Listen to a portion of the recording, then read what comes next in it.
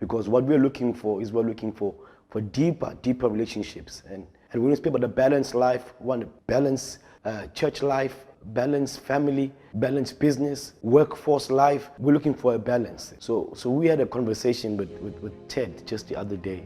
And we were speaking about relationships, and how bad some of these relationships are out there. So I realized that most young couples, there are things that we easily forget. I mean, how many of us take our partners for granted? How many of us make the conscious decision to look good for our partners? Remember when we used to chase each other in terms of dating? Remember what you used to do? How many times you used to change in the house just to look good for your partner, just to look good for that guy, just to look good for that girl? But somehow it feels like when we become couples, we just throw that out the window and we forget the people that matter. We forget how to date. We forget how to just take time. And when I'm dressing, I have their face in my mind and I know I'm looking good, but I'm looking good not because I just want to be self-conscious of looking good, but because I know when she sees me, she's gonna say I look good. So we forget those moments. So when we speak about the house environment becomes toxic. And it gets too toxic because the things that matter don't matter anymore. People that matter, they don't matter anymore. When you leave for work in the morning, you're looking good and everybody sees you. You go to work, but when you get home, then the narrative changes.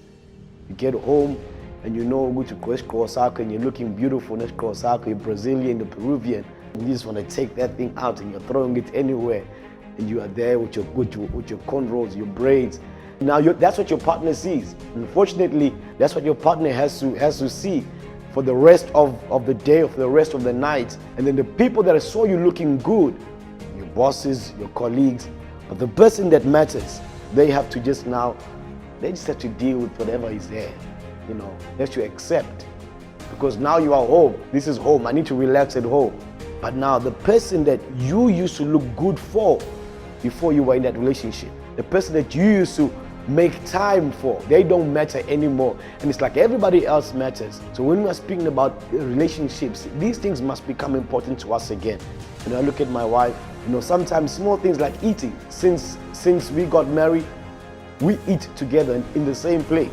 For us, that works out. It might not work out for you, but these are the things that we do. We decided in our bedroom, we're not gonna have a television set because we wanna be there. It's not only just being in the same room, but you have to be present. Be present in every conversation, be present in every discussion.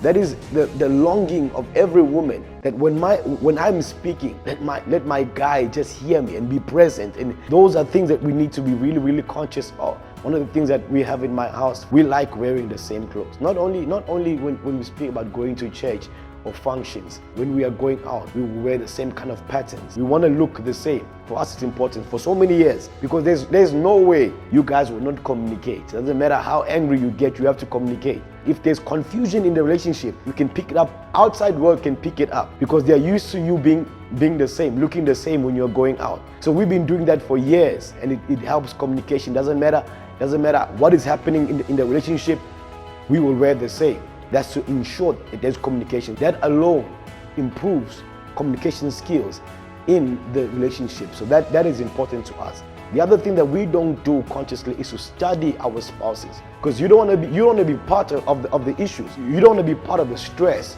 Do you know the body language of your partner? How does their body language appeal to you? So now when you become married, why do you stop studying your partner? What does your partner like? When you become married, that's where it begins. It's not where it ends. The journey matters. Be attentive. Don't be mystical, especially church people. We love being mystical. Where does your partner love to be touched? Where do they love to be touched? Study that, because that alone is communication.